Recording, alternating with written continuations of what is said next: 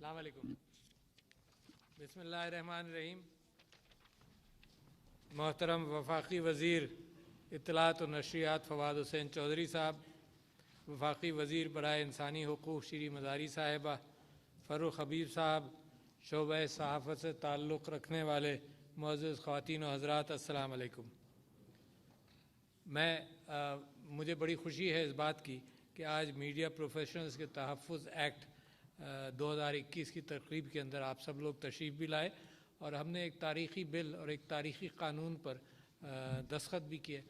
बहुत अरसे से इस सिलसिले में पिछले 60-70 साल से ये कैफ़ियत मुसलसल चलती रही कि जर्नलिस्ट जो हैं वो इश्यूज़ को उठाते हैं और फिर उसके बाद चाहे हुकूमत हो, माफियाज़ हों, लैंड माफिया, ड्रग माफिया, तो उनके ऊपर हरासमेंट भी होता है, कत्ल भी किए जाते हैं, ज़ख्मी भी किए जाते हैं। और जैसे फवाद चौधरी साहब ने कहा कि और मैं मुख्तलिफ़ मौक़ों पर जब हमने लाठियाँ भी खाईं और टीयर गैसिंग से भी गुज़रे तो हमारा जर्नलिस्ट भाई जो है वो हमारे साथ ही भाग रहा होता था, कभी अपने कैमरे की फ़िक्र कर रहा होता था, कभी अपनी टांग की फ़िक्र कर रहा होता, बार बार लोगों को कह रहा होता था कि भाई मेरा प्रेस से ताल्लुक़ है।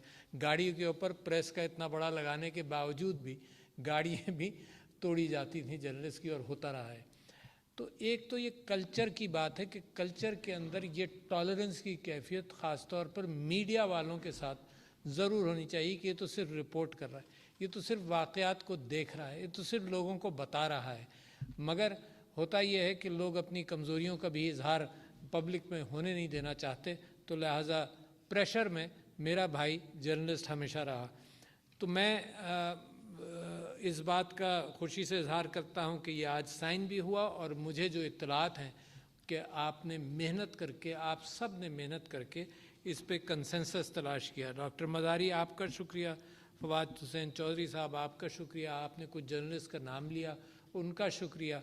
और इसकी बुनियाद फिर जब कंसेंसस हो गया बहुत सारी चीज़ों में, क्योंकि जर्नलिस्ट के राइट्स के हवाले से सब यकसा हैं, सबकी सोच यकसा है, और इसमें 8 नुकात हैं जिनका डॉक्टर मज़ारी ने बड़ी क्लियरली ज़िक्र कर दिया।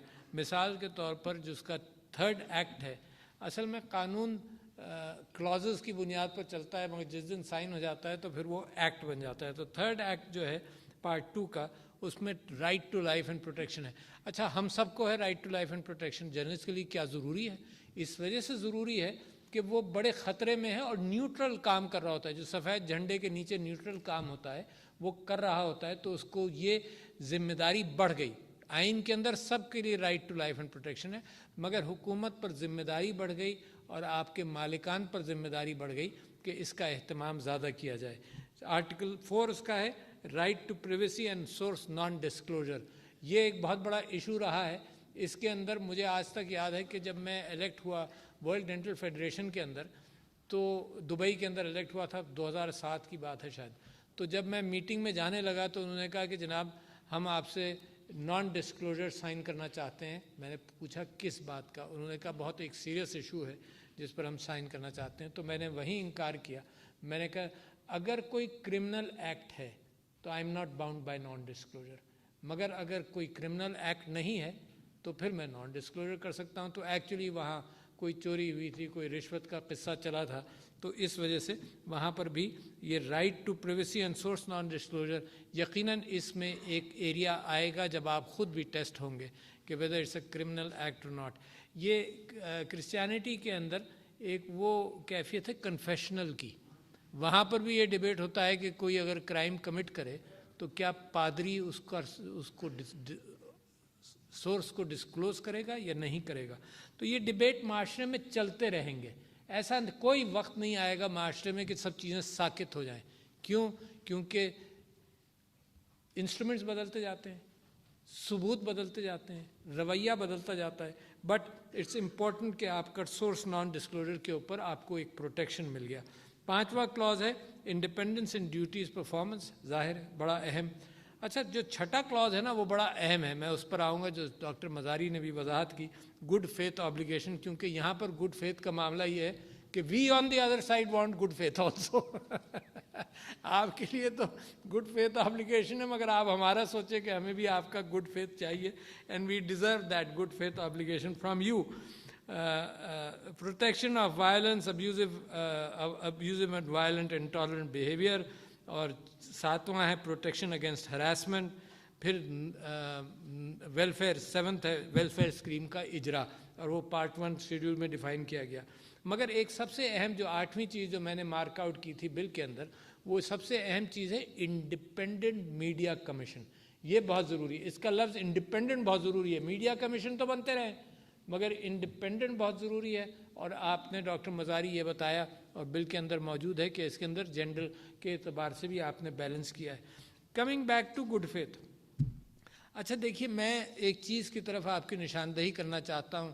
یہ قرآن کی جو تلاوت کی گئی، اس کے اندر فیک نیوز کا ذکر ہے.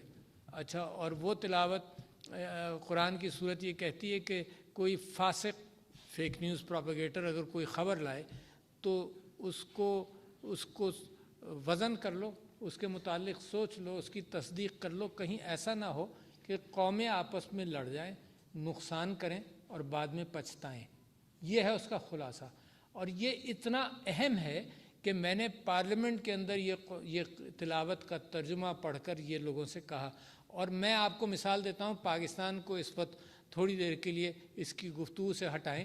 آپ یہ دیکھیں کہ جو ویپنز آف ماس ڈسٹرکشن کا فیک نیوز تھا، اس نے قوموں کو لڑا دیا، تباہ کر دیا. اب بعد میں پچھتانے سے کیا فائدہ؟ اگر اس وقت افغانستان کے اندر جو پچھلے 20 سال میں ہوا، بیڈ نیوز، فیک نیوز کے اعتبار سے بہت کچھ ہوا اور تباہی ہو گئی، اور اب پچھتانے سے کیا فائدہ؟ پیسے بھی خرچ ہو گئے. تو لہٰذا اچھا، فیک نیوز نیا نہیں ہے.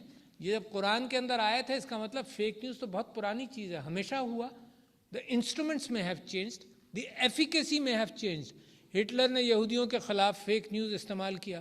آج کل ہندوستان پاکستان کے اوپر فیک نیوز کا ایک یلغار کیے ہوئے ہے، جس کی بنیاد پر پرسیپشنز کین چینج اور فساد کریٹ ہوتا ہے.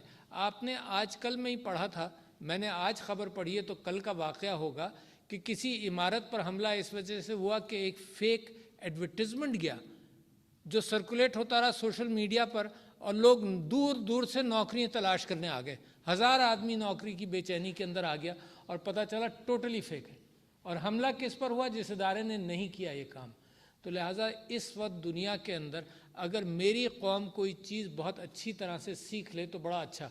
کیونکہ جب آپ لوگ بڑے ہو رہے تھے، میں آپ سے پہلے بڑا ہو رہا تھا، تو ایک اخبار، 2 اخبار ہوں گے. جنگ انجام اردو کے اخبار تھے، انگریزی کا اخبار ڈان تھا، پھر مارننگ نیوز آئے، وہ دوسرے اخبار آتے گئے.